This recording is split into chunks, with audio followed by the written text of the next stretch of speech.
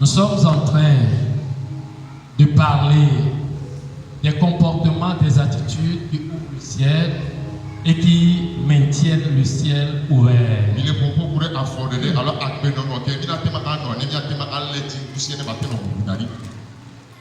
Praise the Lord. Alléluia.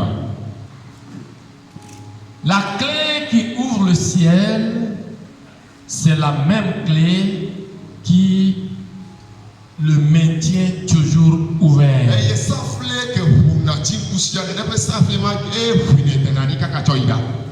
Les vents peuvent d'une manière ou d'une autre souffler dans ta vie pour fermer la porte. Mais si tu as toujours la clé là dans tes mains, quels que soient les vents qui vont vouloir souffler, je vous dis que les portes des cieux seront toujours maintenues ouvertes sur notre vie.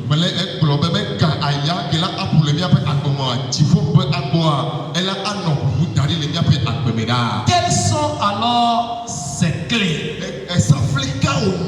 N'oublions pas que le Seigneur a dit à Pierre, je te donnerai les clés du royaume. Ce que tu lieras sur la terre sera lié dans les cieux. Ce que tu délieras sur la terre sera délié dans les cieux. Quand nous connaissons certaines clés,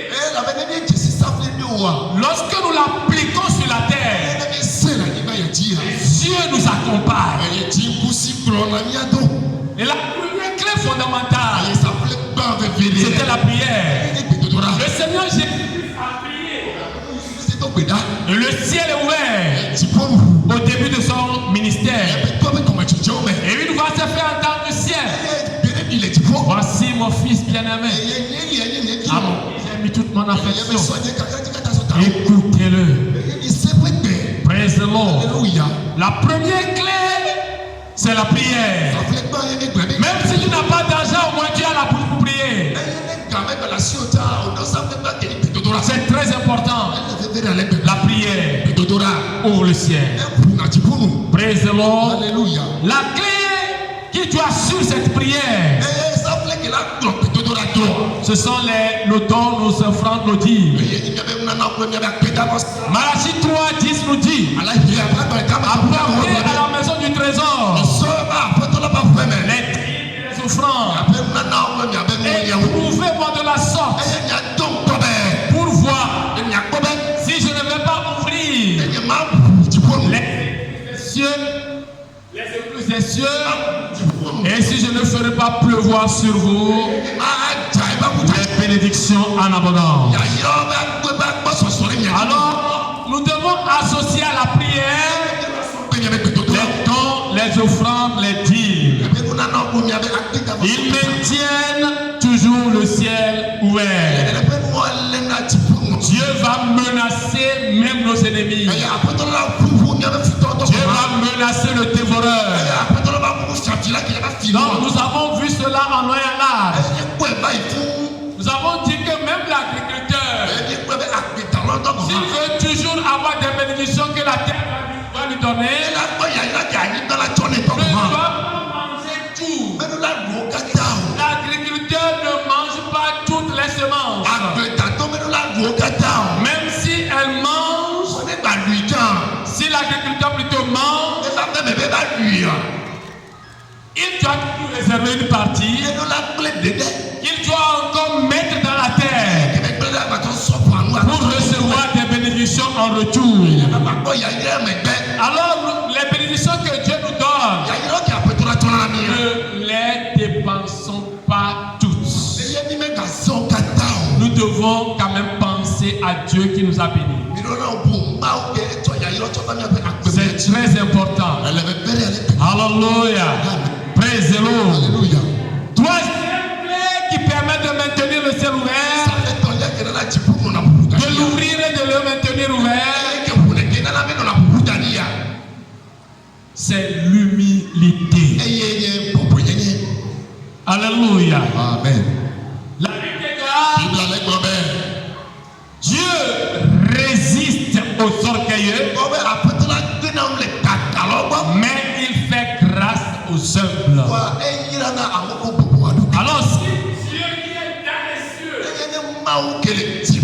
résiste lui-même à toi. C'est-à-dire que toute l'armée céleste résiste. Ça veut dire que même le ciel est fermé sur ta vie. Parce qu'il a son trône dans les cieux et la terre sont à ses pieds. Donc nous devons comprendre que l'humilité est très fondamentale également dans le maintien d'ouverture du ciel sur notre vie. Et nous étions en train de parler de l'humilité qui nous permet d'obtenir la grâce. C'est très important de comprendre ces trois éléments, ces trois clés. Alors, en résumé de ces trois clés, nous devons associer la prière, les dons, les dîmes, les offrandes et l'humilité. Praise the Lord. Aujourd'hui, nous allons continuer encore dans l'humilité. Alléluia. Nous allons encore continuer dans l'humilité. Nous avons vu comment l'humilité a changé la vie de Joseph. Joseph, beaucoup le disent, n'a pas été. Certains disent qu'il y a de l'orgueil en nous. Mais quand nous analysons véritablement la parole de Dieu, Joseph, il n'y a pas d'orgueil normalement en lui.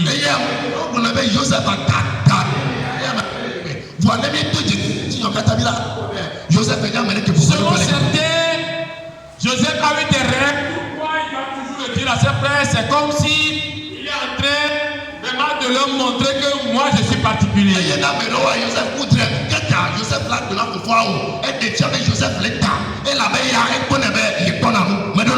réalité, c'est la sincérité, c'est la naïveté infantile.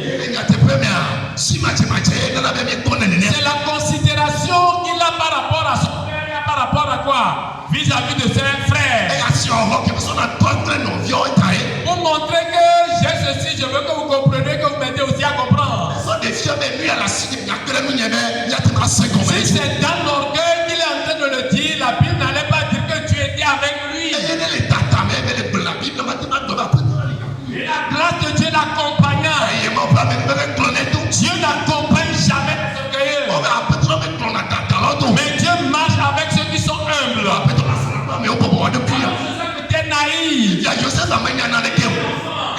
Il faut que vous qui êtes des grands, vous puissiez m'expliquer. Et à un moment donné, le père a expliqué.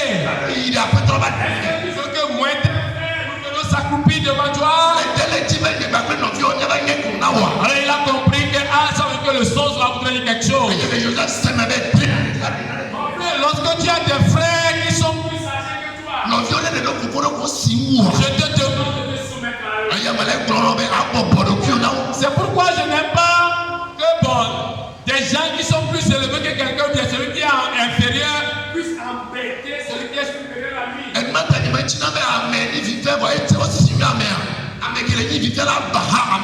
Vous êtes des jeunes.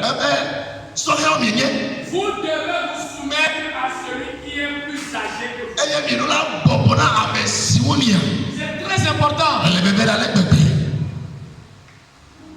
C'est pour montrer l'humilité. La personne est plus âgée que toi.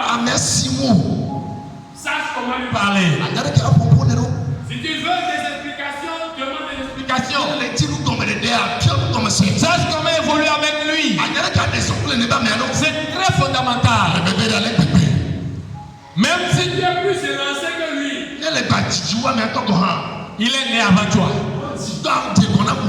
Humilie-toi. Alléluia. Amen. Les jeunes, vous m'écoutez ici? Vous m'écoutez ici? Humiliez-vous à ceux qui sont plus âgés que vous. Vous êtes en train de montrer que je suis humble. Et là, quand tu montres que je suis humble, la grâce de Dieu qui a accompagné Joseph t'a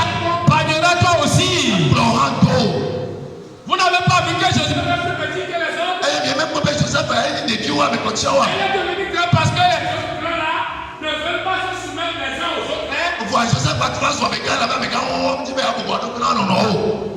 Il y a de la tyrannie au milieu d'eux. Alors je vous demande pardon.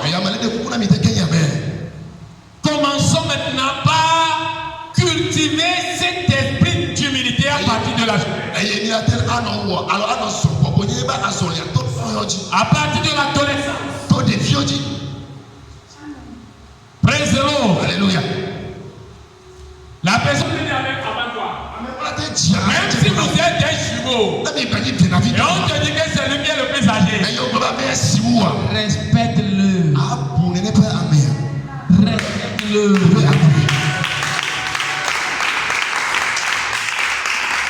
Alléluia. Même dans la Bible, Dieu a reconnu celui qui est l'aîné.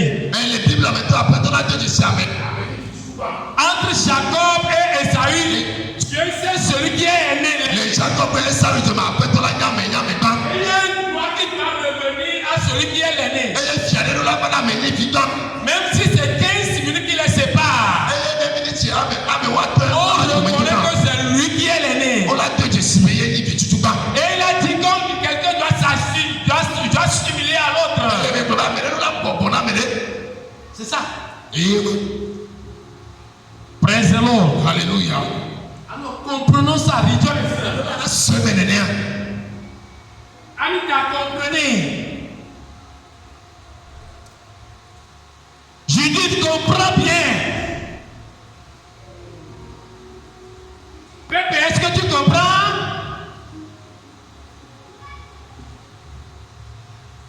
Vous les jeunes qui êtes assis ici là, vous êtes en train de faire tout pour échapper à la grâce. Vous échappez à la grâce. Chaque fois que tu lèves la voix sur ton grand frère, tu lèves la voix sur ton petit et sur ta grande soeur. Parce que tu deviens homme. Tu as la voix rock. Tu es plus élancé que lui. Et tu lèves la voix sur lui. Tu échappes petit à petit à la grâce. Parce que on voit à travers ta vie un manque d'humilité. Et il n'y a pas d'humilité, tu ne peux pas avoir la grâce de Joseph.